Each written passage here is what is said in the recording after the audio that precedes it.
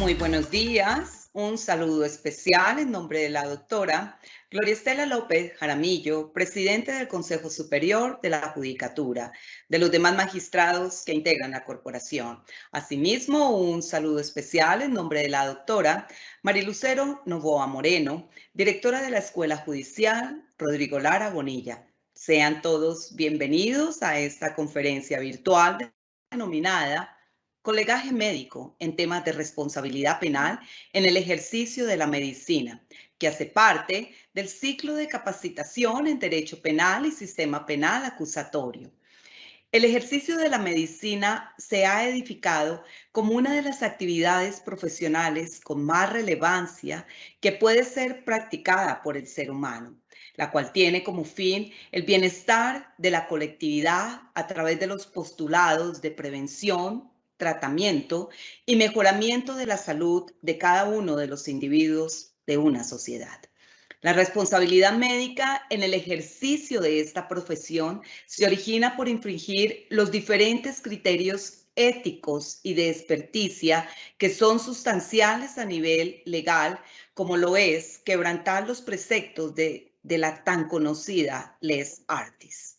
El concepto de colegaje médico hace parte de las antiguas tradiciones en el ejercicio de la medicina y se ha fundado a través de la Declaración de Ginebra de la Asociación Médica Mundial expedida en el año 1948, bajo los supuestos que las relaciones entre los profesionales de la medicina deben ser con lealtad y consideración mutua.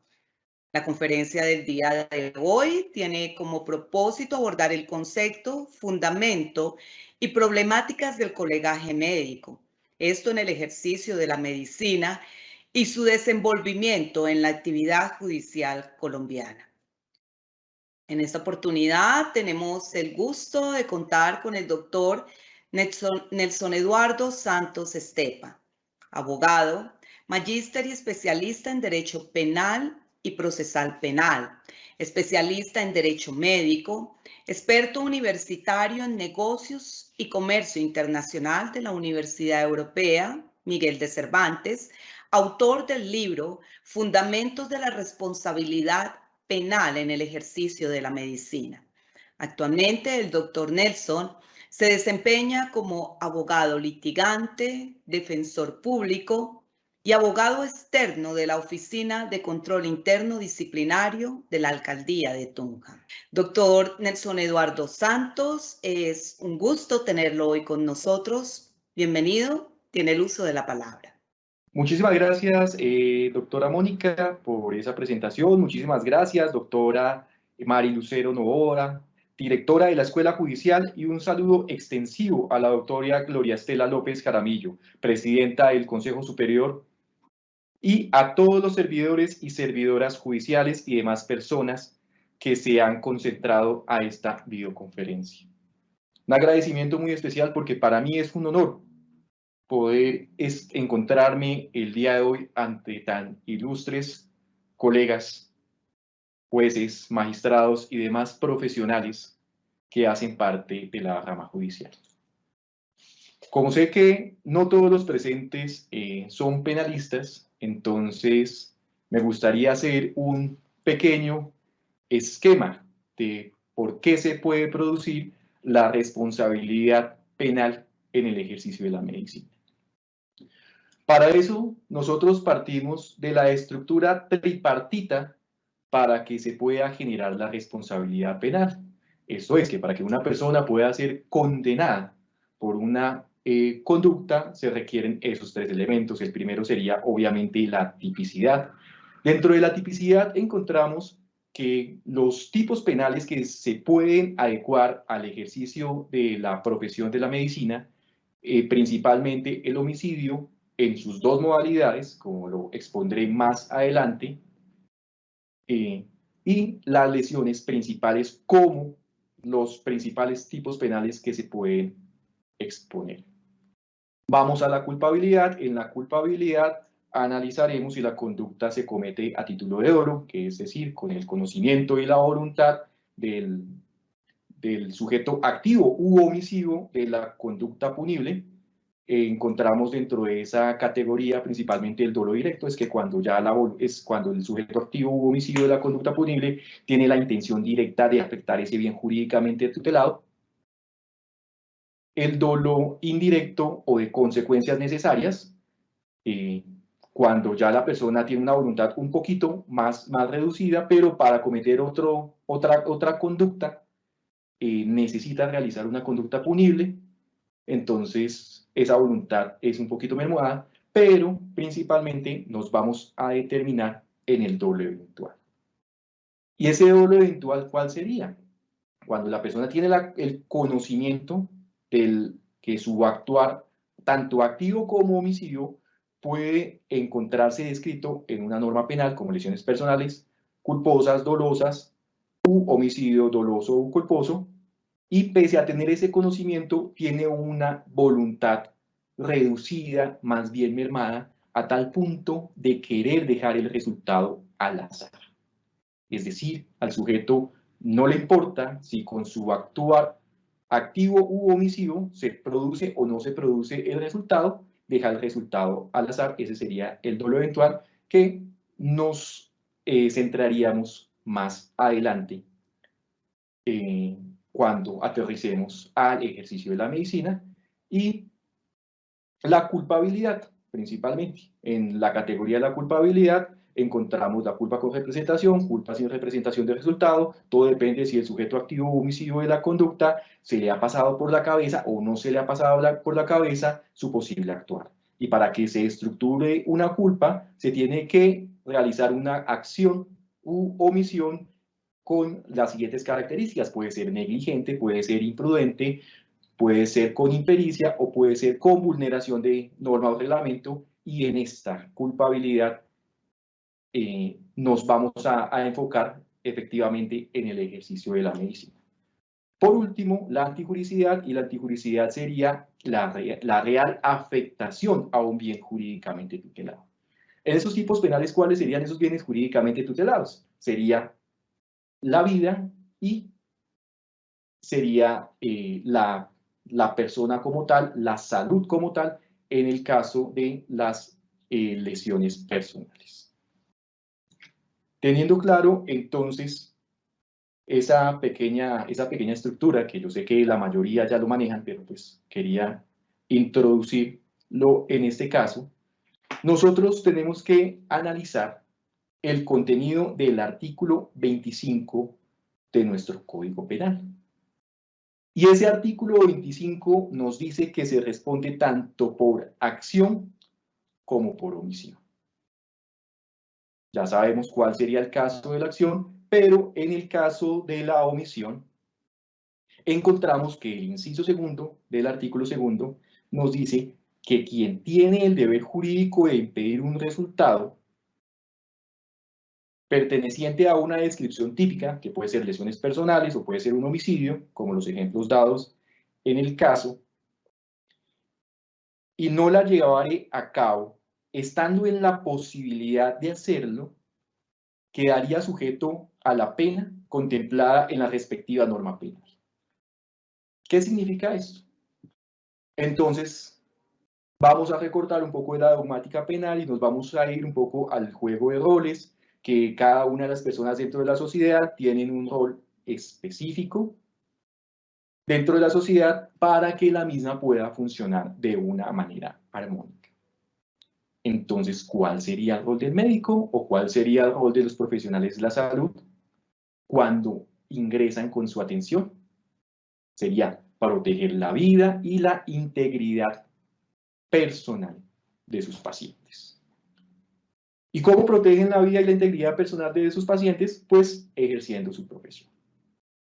Y es ahí en donde vemos que analizamos bajo la teoría de la imputación objetiva, analizamos un caso en concreto, y al analizar el caso en concreto, si determinamos que un sujeto activo u omisivo tenía la posición de garante, es decir, la obligación de velar por la salud y por la vida de su paciente, como en el caso del ejercicio de la medicina, y si se analiza que estando en esa posición como tal, no realizó el comportamiento que lo obligaba a ese rol que estaba desempeñando. Y como consecuencia de la no realización del comportamiento que le era exigible por ese rol, se produce el resultado de afectaciones de una lesión personal o de un homicidio. Ya vemos que de conformidad con ese artículo 25, pues esa persona es llamada a responder como si hubiese causado las lesiones o como si hubiese causado algún fallecimiento de una persona. Teniendo claro más o menos de dónde se estructura la posibilidad, pues nosotros sabemos que cuando un paciente se presenta a una institución médica, se genera un contrato. Ese contrato casi siempre va a ser, se estructura a raíz del contrato que yo tengo con mi afiliación a la EPS, puede ser del régimen contributivo, puede ser del régimen subsidiado. Esa EPS tiene a su turno un contrato con las IPS o se presenta algún tipo de atención y en últimas lo que se termina generando entre el paciente y los profesionales de la salud, porque es que los profesionales de la salud al mismo tiempo también tienen un vínculo contractual con la IPS, es una atención contractual con conocimiento o con voluntad del paciente o sin voluntad del paciente, pero de todas maneras se realiza una atención contractual. ¿Por qué digo con conocimiento, con voluntad del paciente? Porque es que hay ocasiones en las cuales las personas requieren atención médica y llegan completamente inconscientes. Pero eso per se no desnaturaliza el vínculo contractual. Como existe ese vínculo contractual, pues los profesionales de la salud que atienden a su paciente asumen esa posición de garante y al asumir esa posición de garante tienen que realizar todos los actos necesarios para evitar la conculcación de un bien jurídicamente tutelado, que sería la vida o la integridad personal. Si no lo hacen, son llamados a responder. El problema que nosotros estamos viendo en este tipo de casos es que cómo se determina si un profesional de la salud podía realizar un acto para evitar la afectación a un bien jurídicamente tutelado o no. Y es ahí en donde nosotros tenemos que analizar la lex artis. ¿Y qué es la lex artis? La lex artis es prácticamente la evolución, cómo ha evolucionado la medicina, cómo ha evolucionado los tratamientos para las diferentes patologías que se puedan presentar y cuáles son esos tratamientos que son aceptados clínicamente en consenso por parte de la comunidad científica. Y para establecer entonces la posible comisión de una conducta punible o la posible imputación objetiva del resultado a los profesionales de la medicina, entonces tenemos que remitirnos a qué es la lex artis y qué está habilitado por parte de los profesionales de la salud para realizar en respectiva patología, en respectivo procedimiento, y de esa manera determinamos que si el médico facultativo o profesional de la salud obró conforme a su lex artis y pese a eso no pudo realizar nada para evitar el resultado que sería la afectación a un bien jurídicamente tutelado, pues vamos a determinar que no hay ningún tipo de responsabilidad. Contrario sensu, si nosotros determinamos que el profesional de la salud se alejó de esa lex artis, se alejó de los tratamientos aprobados para tal efecto, o por el contrario, no los aplicó mal, los aplicó tarde, no hizo las actuaciones que debía realizar, entonces nosotros vamos a encontrar que hay una responsabilidad. Y en principio, en cualquier tipo de responsabilidad, si nosotros analizamos cualquier tipo de demanda de responsabilidad, bien sea civil, bien sea administrativa o la que anteriormente manejaba la jurisdicción laboral, Si nosotros vemos que en ese tipo de actuaciones o en ese tipo de procesos se ataca el actuar, bien sea de un profesional asistencial o de un profesional administrativo por parte de una EPS, en principio, en esas mismas condiciones, podría haber un tipo de responsabilidad penal al respecto, sin dejar a un lado que una de las primicias o uno de los principios del derecho penal es que el derecho penal es la última ratio. Pero en principio, en cualquier tipo de responsabilidad, si nosotros analizamos los hechos, muy probablemente hay cabida a un proceso penal al respecto. Y lo que encontramos en la práctica es que cuando los profesionales o cuando en el ejercicio del litigio, bien sea en la representación de víctimas, bien sea por parte de la fiscalía o bien sea dentro de un proceso de responsabilidad civil contractual, extracontractual o incluso una acción de reparación directa, pues se debe demostrar cuál era el estado del arte para la atención de esa patología y el tratamiento que se debió haber realizado, y también es necesario demostrar qué hubiese pasado si los profesionales de la medicina hubiesen realizado el procedimiento de conformidad con el estado del arte o la lex artis para esa atención. Y es ahí en donde encontramos el principal problema. Por eso, las altas cortes siempre han tratado de equilibrar la situación. Y equilibrar la situación porque es que los abogados usualmente no conocemos de medicina, los pacientes usualmente mucho menos conocen de medicina y quien conocen la medicina son los propios médicos, entonces nos encontramos en una gran desventaja para demostrar ese tipo de fallos.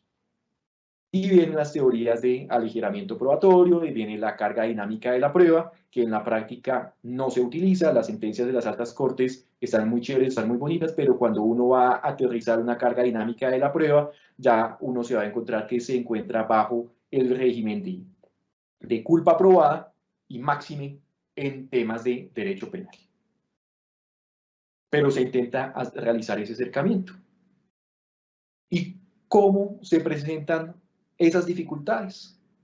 Porque cuando se interroga a un profesional de la medicina sobre si el cuadro clínico con el cual uno puede determinar una infección y uno empieza a preguntar los signos vitales, entonces ellos siempre van a decir, depende, la temperatura por sí sola no es indicativa de que la persona tenga una infección, la frecuencia cardíaca por sí sola no es indicativa de que uno tenga una infección, si se hace un examen de procalcitonina, el examen de procalcitonina por sí solo no es indicativo de que pueda tener una infección, si se le presentan todos los signos vitales, pues eso per se no es indicativo de que tenga una infección. Y eso porque, aterrizándolo a un caso, en contexto, imaginemos un evento en el cual una persona recibe un disparo de carga múltiple, es decir, de perdigones. ¿En dónde? En el abdomen y en la cavidad torácica, es decir, entre las costillas, estómago y alcanza a afectar un poquito intestinos. Como es de carga múltiple, las heridas que generan ese impacto de esos perdigones va, en el caso en contexto, afectan las costillas, afecta el estómago, afectan los intestinos. Como se afectaron los intestinos, entonces se genera una infección abdominal. Hasta ahí, pues es un acto doloso por parte de un particular que los médicos no tienen relación. Pero si nosotros vemos que en ese caso encontramos que la EPS es una mala EPS, encontramos que por la afectación de ese paciente de sus costillas, se le necrosan las mismas, se le quitan parte de las costillas, se solicita una remisión a un nivel mayor de complejidad en donde se le pueda hacer un injerto, en donde se le pueda realizar una reconstrucción de la cavidad torácica e implante de costillas en titanio para que el paciente pueda continuar con su vida, porque pues en esas condiciones, con el pulmón expuesto, no puede respirar por sí solo, necesita una ventilación mecánica y necesita esa intervención. Entonces, ¿qué es lo primero que hace la institución que lo está atendiendo? Pues solicitar la autorización a la EPS a la cual está afiliada. Y la EPS se demora un día, se demora 2 días, se demora 8 días, se demora un mes. El paciente en estado crítico, el paciente en UCI, pasa el mes, se radican derechos de petición, se radican tutelas, a los 2 meses el paciente fallece sin esa autorización por parte de la EPS. Dentro de la atención médica, se presenta que como el paciente tenía una infección abdominal, pues necesita manejo antibiótico de alto espectro, lo está valorando el intensivista y también necesita lavados quirúrgicos, entonces lo está valorando cirujano. En ese caso hipotético, cuando se analizó o cuando uno analiza la posición de los médicos, uno encuentra que por un lado se requería una revisión a un nivel de mayor complejidad que nunca procedió, y uno también encuentra que hay 2 profesionales especialistas que están atendiendo al paciente. Pero extrañosamente, en el caso que se está planteando, uno encuentra que en los últimos días de vida, el intensivista diagnostica que la sepsis abdominal ha sido resuelta. Suprime el suministro de antibióticos de alto espectro para controlar esa infección. Pero el mismo día que el intensivista diagnostica que esa sepsis ha sido resuelta, resulta que al paciente le hacen un lavado quirúrgico en la cavidad abdominal con diagnóstico pre y postoperatorio de sepsis abdominal. Entonces uno se pregunta, ¿cómo va a ser posible que el mismo día 2 especialistas determinen algo diferente? Y si uno analiza el cuadro clínico, uno encuentra que los últimos días de vida del paciente no le realizan examen de procalcitonina, no le realizan demás paraclínicos, que tiene picos febriles, que tiene taquicardia, es decir, que tiene el cuadro clínico que puede dar o que puede inferir que ese paciente, que esa sepsis abdominal no ha sido resuelta. Pero nótese que hay un profesional que ya ha dicho que fue resuelta, le suministró el antibiótico, le suspendió el antibiótico y después de que suspendió el antibiótico, fallece. Pero demostrar eso en la práctica es muy difícil, porque como se insistió anteriormente, si uno le pregunta el cuadro clínico al médico, si ese cuadro clínico, si esa temperatura de 38,5, si esa frecuencia cardíaca, si la bradicardia que estaba presentando eran síntomas de infección, le van a decir, por sí solos no, y depende. Y es ahí en donde viene el colegaje, en donde vienen las respuestas evasivas por parte de los profesionales de la salud con su colegaje, porque todo depende y no podemos perder de vista que las actuaciones de la medicina, las obligaciones del médico como tal, por regla general, son de medio más no de resultado. Y si no logré probar dentro del proceso, más allá de toda duda razonable, que el profesional que diagnosticó que esa sepsis abdominal había sido resuelta, se salió de su lex artis, cometió un error, pues sencillamente va a acaecer indudablemente una absolución. En ese contexto, nosotros mencionamos que la EPS tampoco obró bien, porque es que se demoró aproximadamente un mes y nunca autorizó una intervención para la reconstrucción de caja torácica y implante de costillas en titanio.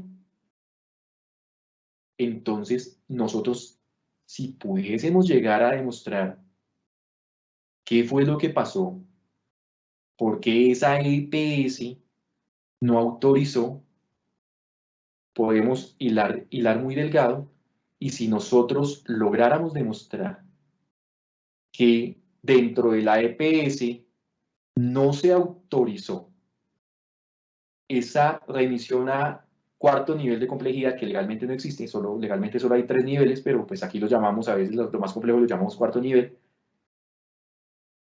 porque evaluó la EPS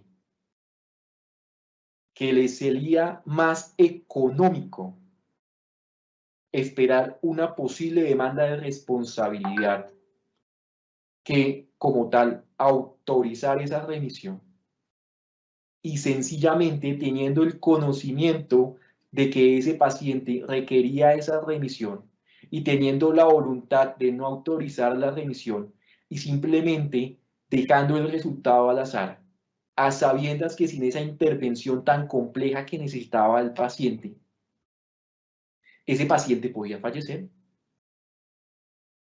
perfectamente podríamos determinar en juicio, si sean las condiciones, que son muy difíciles, porque uno como prueba que fue una decisión voluntaria por parte de la EPS que no quiso autorizar, o como prueba que fue un cúmulo de trabajo por el cual no se logró esa autorización. Pero si se lograse a demostrar, de pronto por vinculación de la persona encargada de autorizaciones, que llamada a interrogatorio de parte manifestara que recibió la orden estricta de no autorizar ese procedimiento, que le explicó al superior jerárquico que ese procedimiento era necesario, y si el superior jerárquico, al ver la historia clínica, sabía que sin ese procedimiento el paciente podía fallecer, perfectamente nos podríamos encontrar ante un tipo penal de un homicidio doloso en la modalidad de dolo eventual por parte de quien también tenía la posición de garante. Porque es que nosotros también tenemos un contrato con la EPS, y la función de la EPS es garantizar nuestra salud. Y para garantizar nuestra salud, la EPS tiene que tener una red de atención hospitalaria. Y tiene que garantizar esa atención hospitalaria.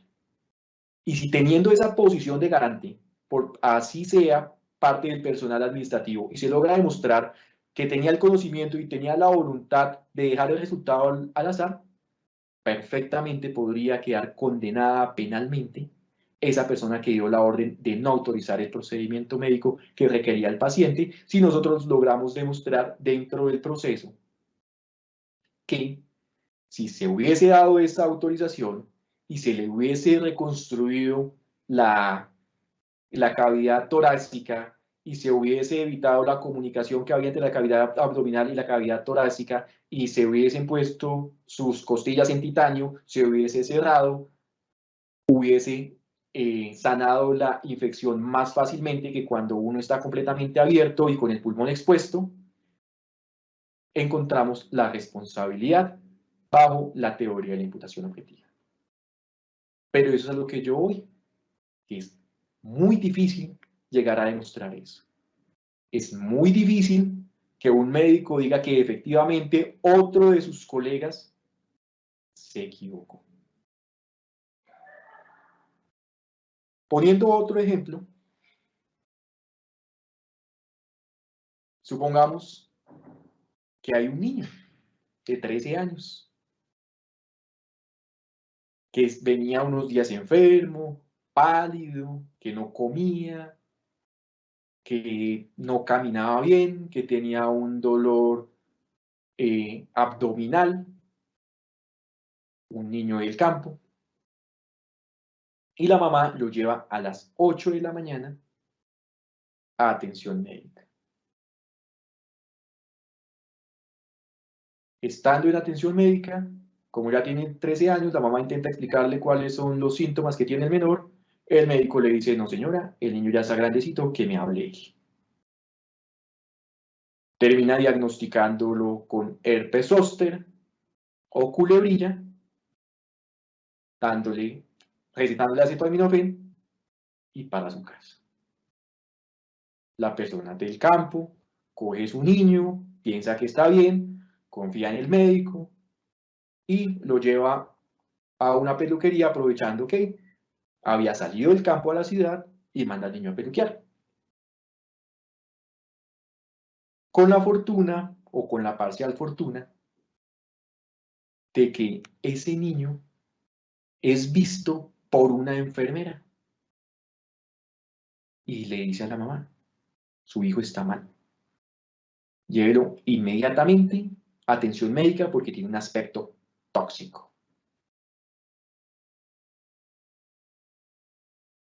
Dentro de la primera atención médica encontramos todos los signos vitales en la historia clínica divinamente.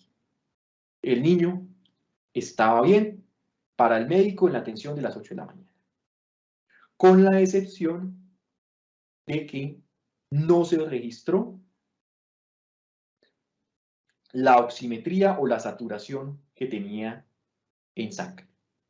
No aparece registrado, el resto de datos sí aparecen consignados en la historia clínica de una persona, de un menor de 13 años, en buenas condiciones de salud, con buenos signos vitales, que ameritaban que el niño fuera dado de alta. Cuando vuelve a recibir atención médica ya en horas de la tarde, por la colaboración o por la sugerencia de la enfermera que conoció ese día y que ella gentilmente los acompañó nuevamente a donde el médico llega y dice, no, a él ya lo valoré y puede irse para la casa. Por cosas del destino, la enfermera dice, no, valórelo bien, necesito un cambio de médico, discute con el médico, discute con el director de la clínica, el director de la clínica ordena que otro profesional de la salud atienda a ese paciente y esa segunda atención por otro profesional ya le encuentran con desnutrición crónica, ya lo encuentran desaturado, ya lo encuentran en malas condiciones. Por demoras administrativas no le suministran antibiótico, ordenan suministro de antibiótico después de unos paraclínicos, aparecen anotaciones por partes médicas que se ha ordenado el antibiótico, no aparecen anotaciones por parte de profesional ni de jefe de enfermerías ni de enfermerías de que se ha suministrado el antibiótico, aparecen anotaciones de que salió el antibiótico, pero al día siguiente que el niño estaba en la institución de salud. Terminan remitiendo a otra complejidad, en la otra complejidad parten de una primicia falsa de que ya le habían activado antibiótico para el gram positivo, le aplican antibiótico para el gram negativo 4 horas después y el niño fallece por neumonía. ¿Qué es lo difícil en este caso? Uno, ¿cómo demuestra con que la primera atención estuvo mal, que no se auscultó bien al paciente, que si se le hubiese, o sea, que no se auscultó al paciente, sí reposaron los signos vitales que estaba bien? En el momento de irse a juicio, uno le pregunta al experto, ¿era dable a un paciente en estas condiciones, con estos signos vitales, como quedaron registrados en la historia clínica de la primera atención, haberle dado de alta? ¿Sí? Porque no tenía fiebre, porque la frecuencia cardíaca estaba bien. El único error que muy probablemente van a decir es que no estaba registrada la saturación de oxígeno en la sangre. ¿esa saturación de oxígeno en la sangre era relevante? ¿Qué va a contestar el médico? No era necesaria porque los demás cuadros clínicos no ameritan. Entonces, ¿cómo uno demuestra que esos signos vitales de la primera atención fueron inventados o no por parte del profesional? Si cuando en la práctica y en juicio uno le pregunta al facultativo que si era necesario tomarle la saturación de oxígeno en la sangre, y nos van a decir siempre, depende,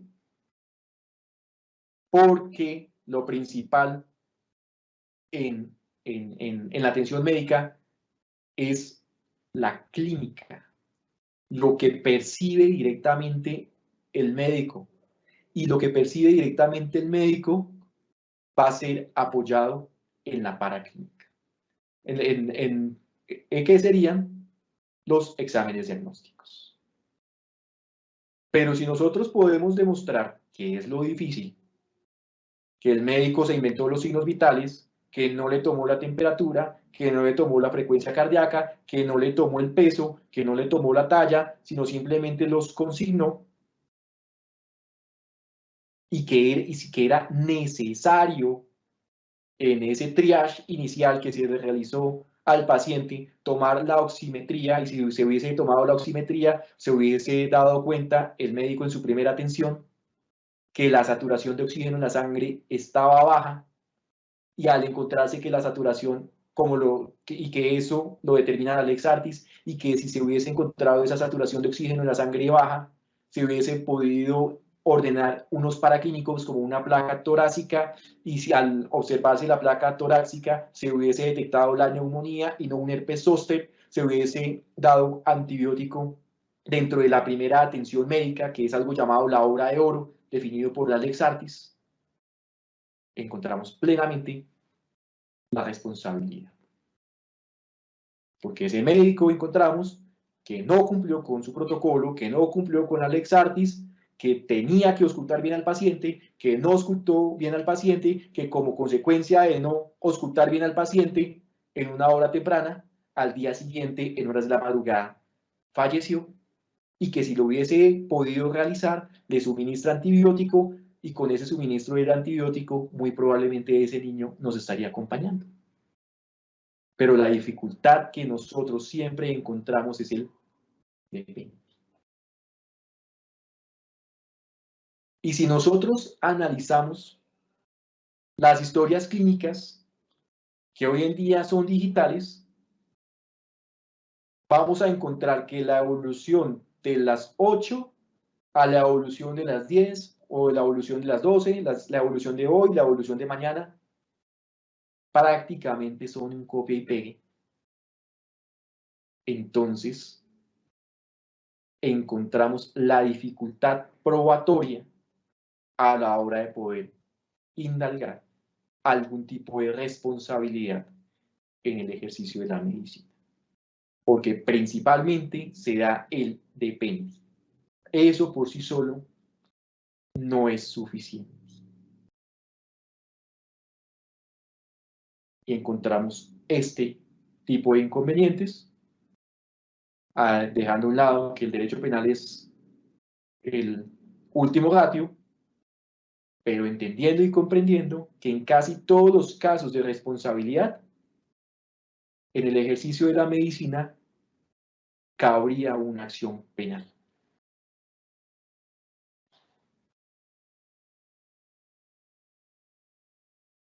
Espero estas breves experiencias, porque la verdad los casos que he comentado son reales.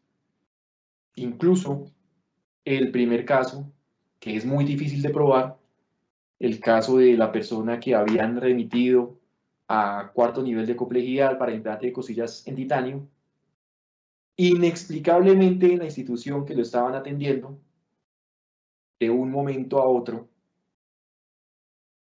se denota que llegó a un punto que al paciente lo estaban atendiendo muy bien, magnífico, con todo lo que podían. le hacían examen de procalcitonina muy seguido para ver la infección, para controlar que la infección se estuviese controlando. Y de un momento a otro empiezan a decir que la infección fue resuelta, dejan de practicarle exámenes para mirar a ver cómo está la infección, que uno se atrevería a decir que por ser un paciente de una EPS que no paga, que tiene deuda con la institución, el gerente de la institución dio la orden a sus profesionales asistenciales de reducir costos, porque la estancia era muy prolongada y porque la EPS no había autorizado la remisión a implante de costillas en titanio que requería el paciente. Si se lograse demostrar eso, que es una simple hipótesis que al día de hoy nada me la saca de la cabeza, que fue orden gerencial,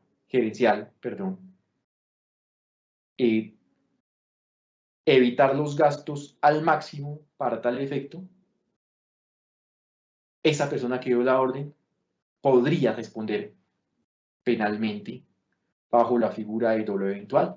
Si es un profesional de la salud que sabía que si al reducirle el tratamiento, que si al reducirle las ayudas, que si al reducirle el medicamento, que si al reducirle el antibiótico, esa persona podía fallecer. Perfectamente, si se dan las condiciones probatorias, podría estar condenada.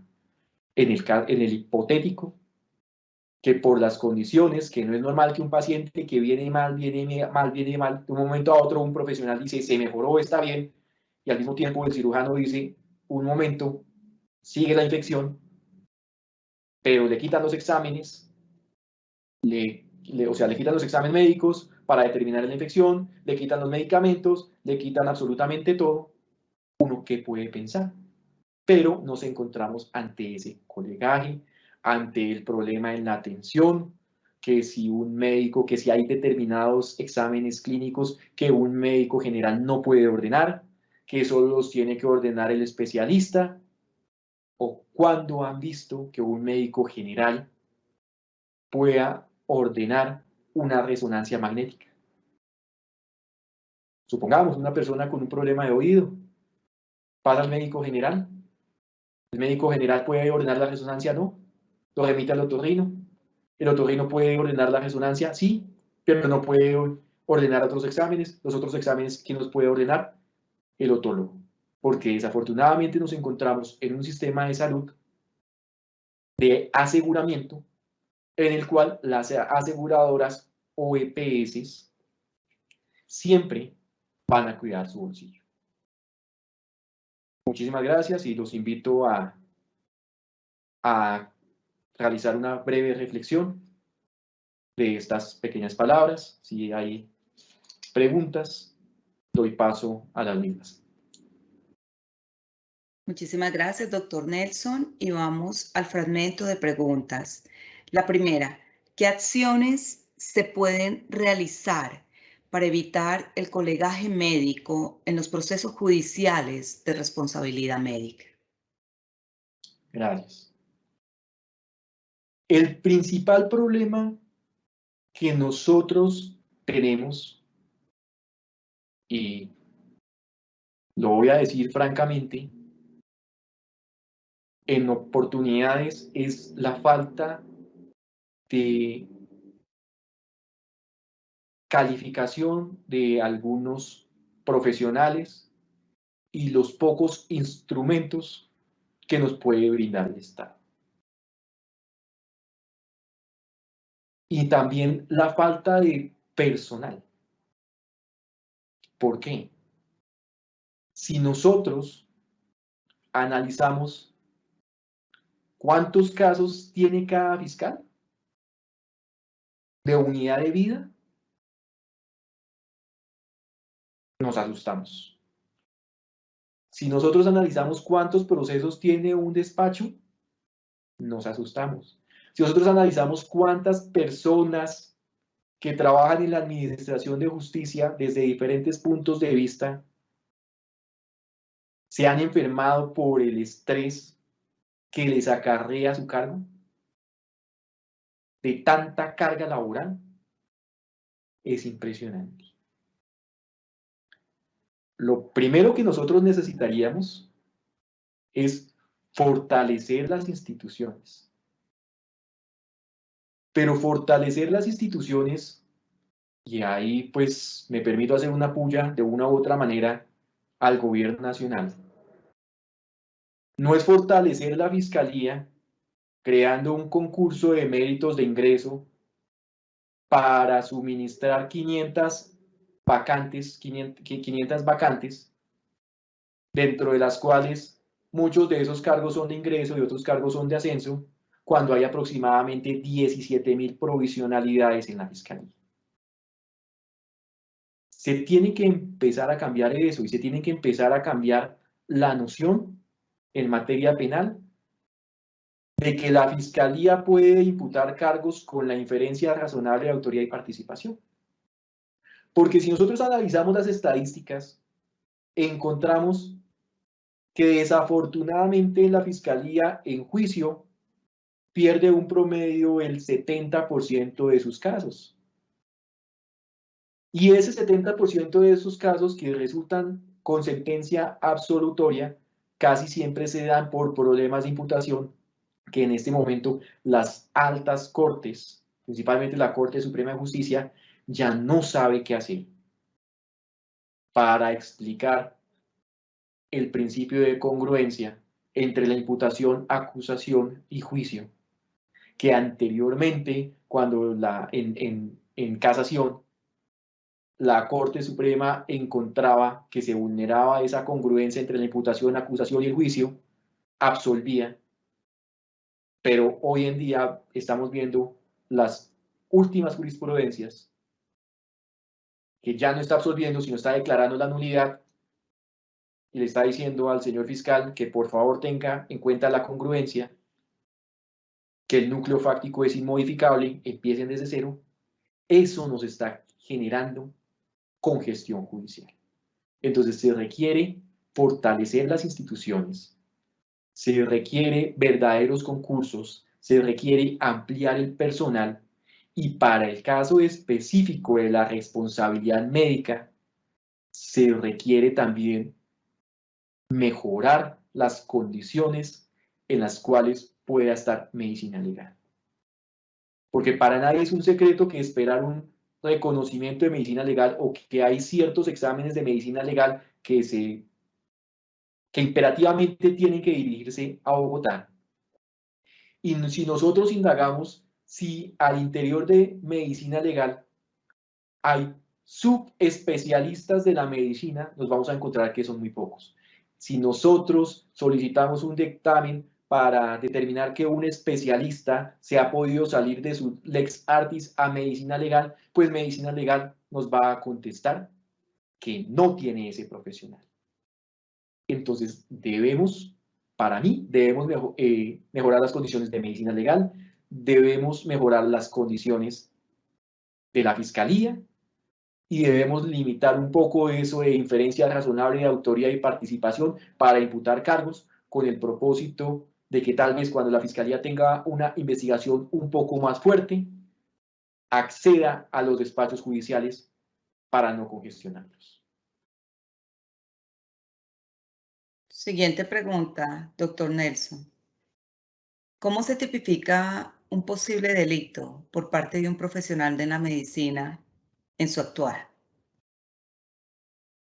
Se tipifica el delito. Los delitos ya se encuentran tipificados.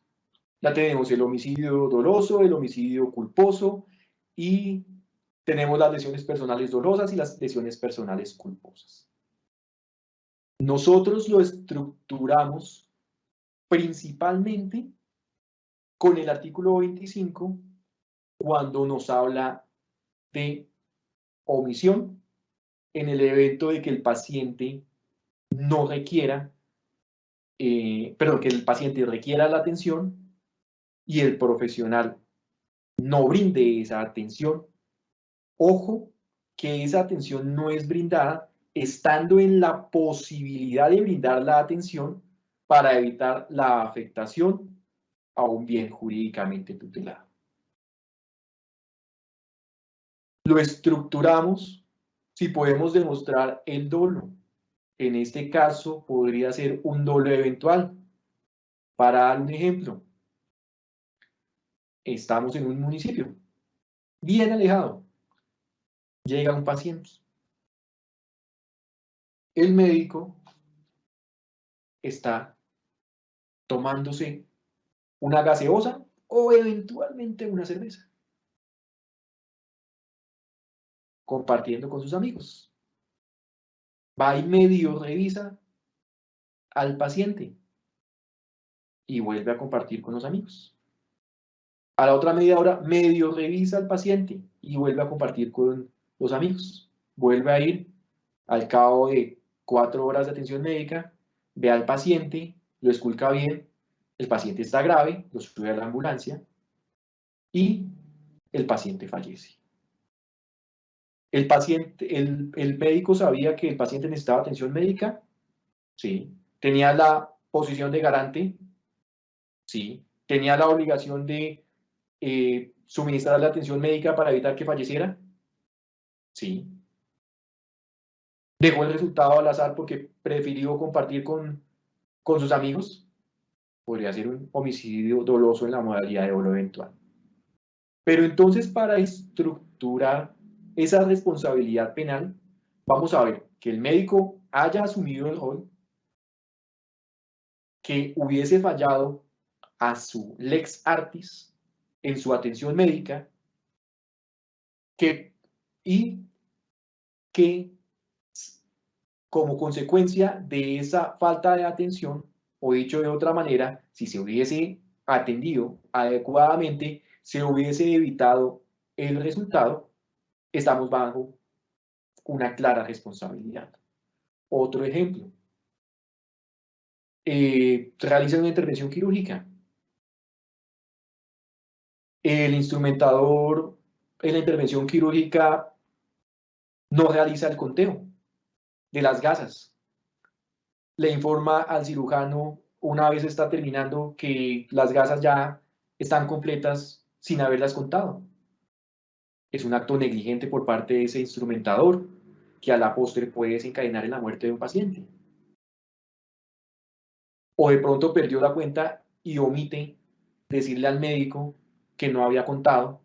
El médico no verificó si el paciente presenta una patología como consecuencia de una gasa o fallece. Entonces vamos a ver si el actuar del profesional de la salud al amparo de la culpabilidad, específicamente en culpa, obró negligente, imprudente, impericia o con vulneración de norma o reglamento. Para este caso, la norma o reglamento sería la lex artis.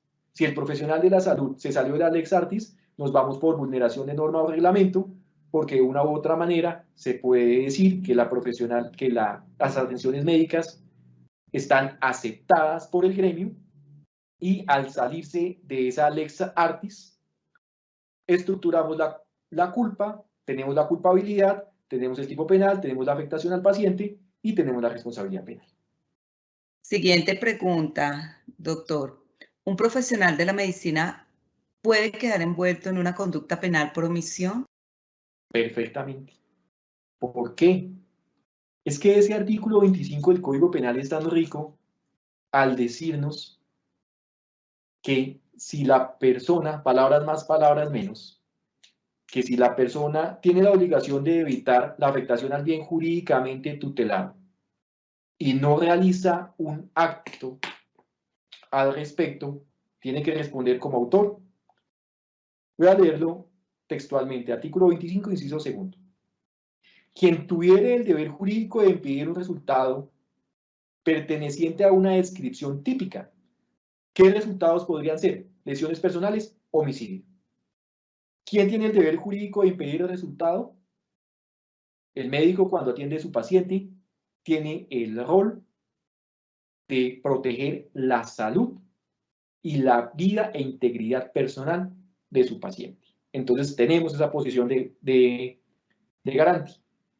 Y si no la llevare a cabo, estando en posibilidad de hacerlo, Es decir, si no lo atiende, si no realiza la actuación de la lex artis con la cual le puede salvar la vida o le puede salvar la salud a su paciente, pudiéndolo hacerlo, quedará sujeto a la pena contemplada en la respectiva norma penal. ¿Y cuál sería la norma penal? Entonces vamos a analizar si es un caso de negligencia, sería la violación al deber objetivo de cuidado, estructuramos un delito culposo, si es que el sujeto omisivo de la conducta definitivamente dejó el resultado del azar, yo no lo atiendo, a mí no me importa si se muere o no se muere, tendría que responder en el caso de fallecimiento por un homicidio doloso en la modalidad de dolo eventual, como sería en el caso del disparo, en donde se lograre demostrar que el intensivista, por orden del gerente de la institución médica, dejó de brindarle la atención, él sabía que su paciente podía morir, no obstante, no le importó más tener una buena relación con el gerente de la institución, que a la postre se puede desencadenar en que no le van a renovar el contrato al médico, que el médico que gasta mucho va a tener problemas a la hora de contractar, y pese a que en este tipo de casos, con la ley estatutaria de la salud, ya nos han dicho que la autonomía del médico en el ejercicio de su profesión, pero en la práctica se traduce a que si un médico genera muchos gastos, si un médico solicita muchas placas, como el caso del niño, ¿qué tal el médico, por proteger su trabajo, no le ordenó una simple radiografía porque ya había superado o ya tenía el cupo de radiografías para ese mes, y si solicitaba más radiografías lo iban a requerir porque estaba gastando mucha plata? En esos puntos de vista, también por omisión, teniendo en cuenta que cuando se asume el rol de médico, se asume la posición de garante, se asume la obligación de proteger esos bienes jurídicamente tutelados, es perfectamente dable la responsabilidad penal por omisión en el ejercicio de la medicina. Un agradecimiento muy especial al doctor Nelson Eduardo Santos Estepa por esta clara y ponderada explicación acerca de la responsabilidad penal en el ejercicio de la medicina. Igualmente por estos ejemplos, casos reales que nos ha traído, que nos ha comentado, y cómo se ha visto el gran colegaje entre los profesionales de la medicina, especialmente cuando son partícipes de una acción procesal como un juicio, en atención a que la gran mayoría encaminan sus respuestas con el propósito de proteger a sus colegas. De igual forma, por esbozar las medidas que han tomado la jurisprudencia a lo largo de la historia, en donde se ha establecido métodos de aligeramiento probatorio para que a través de indicios se pueda equilibrar la balanza y se logre el beneficio de los usuarios del sistema de salud. De nuevo, doctor Nelson, nuestros agradecimientos. Muchísimas gracias a todos. Un feliz resto de día.